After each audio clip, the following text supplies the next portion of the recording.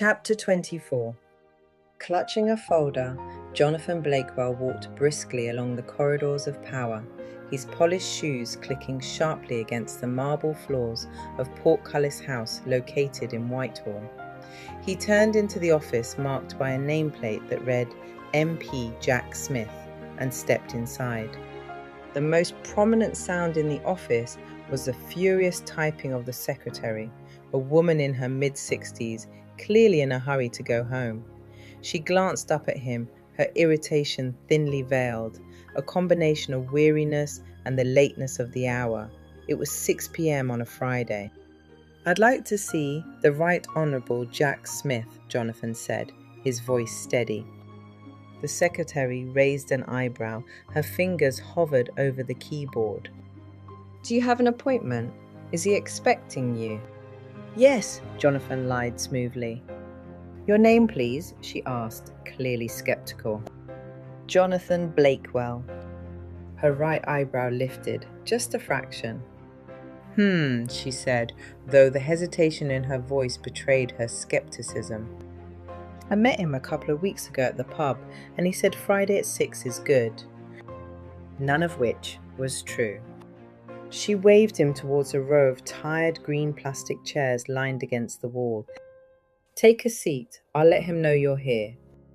She stood with a small sigh, opened the door marked with the plaque Jack Smith, and leaned inside. "Jonathan Blakewell is here to see you," she said quietly, though Jonathan could make out her words. After a brief exchange, she re-emerged, her expression a mix of resignation and curiosity. "You can go in," she said, clearly glad to be rid of him. She returned to her desk. The rhythmic clatter of her typing resumed as she focused on wrapping up her work for the week. She had been in the job for 20 years, and the toll was evident. The late nights, the endless demands, and the ever-present pressures filtering down from Parliament had worn her thin.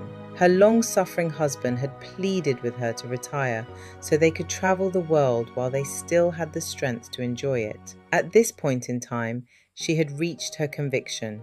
He was right. Jonathan knocked hesitantly, pushed the door open, and stepped inside. The office was mundane, with simple rows of bookshelves and sturdy furniture. Behind the oak desk sat a man in his early 50s with a graying beard and an unassuming manner, Jack Smith. The walls were adorned with personal mementos, a few photographs, a scattering of awards, and a striking picture of a younger Jack receiving an honour from the late Queen Elizabeth II, taking pride of place. Jack Smith, a hardline MP with a reputation for tough rhetoric on immigration and national security, frequently clashed with liberal voices in Parliament. Though once aligned with centrist reformers, his stance had hardened over the years, particularly on issues involving foreign nationals and border control. Jonathan entered with a confident smile and extended a hand towards the older man. Jack offered a quick shake and asked, "What can I do for you?" Jonathan gripped the folder tightly, aware he had mere minutes to make an impression. Taking a deep breath, he launched into his proposal.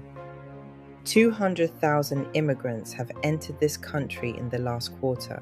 A good majority have signed up for asylum. Many of them are coming from countries in the Middle East and Africa. According to Home Office statistics, 28% of them have criminal records.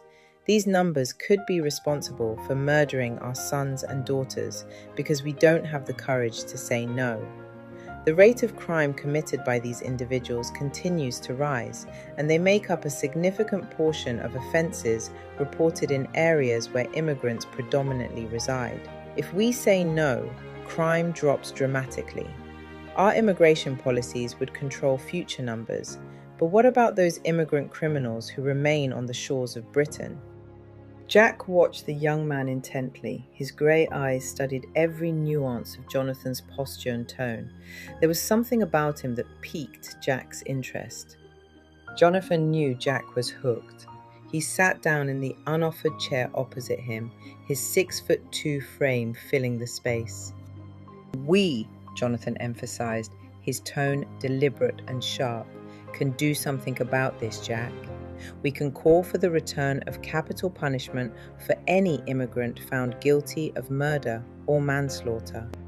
The elder statesman's jaw dropped, his expression a mixture of shock and disbelief. Honestly? Jack asked. Yes, Jonathan replied without batting an eyelid. Seriously? Absolutely. Sensing the need to reinforce his argument, Jonathan added confidently, think about it. This could be the political equivalent of the new Brexit deal. It's bold, controversial, and exactly what people want, but are too afraid to say out loud. You could be the hero who reduces crime rates by 80%. That kind of achievement would not only put you back in the headlines, but position you as the frontrunner for Prime Minister. Elections are on the horizon. The Prime Minister will be on the way out, dragged down by scandal. We have enough dirt on him to guarantee it. That will trigger a leadership challenge. The country is desperate for strong leadership, and you could be the one to lead them through the crisis. Jonathan saw the flicker of interest in Jack's eyes. The elder statesman's mind raced at the possibilities, the headlines, the legacy. And what do you get out of it? Jack asked. I become Chancellor of the Exchequer under your government, Jonathan said. Jack fidgeted, running a hand through his greying hair. But you're on the lower benches. That will change before the elections. What's your strategy? We can discuss that another time. Are you in, or should I find another parliamentarian who's ready to seize this opportunity? Jack leaned back in his chair, hands steepled. Let me see the proposal in writing, he said at last. Jonathan placed the folder on the desk with a slight air of arrogance. Jack stiffened, making a mental note that he didn't like the young man. Jonathan leaned forward. The bill is simple, he said evenly. Reintroduce capital punishment for heinous crimes committed by immigrant offenders. It will cause an uproar, yes, but so did Brexit. This could be your legacy. Jack ignored the folder. Let us meet with Nigel Thompson, the editor of the Daily Morning Standard, he said. We need the press on our side. Liaise with my secretary and put it in my diary. Nigel will be at the closet, room 444, tomorrow at 7, Jonathan replied. Jack frowned. Should we expect you? Jonathan asked. Jack hesitated, but they both already knew the answer to the question. Let us invade Judah, terrorize it, and divide it among ourselves. Then we can install the son of Tabial over it as king. Isaiah 7:6.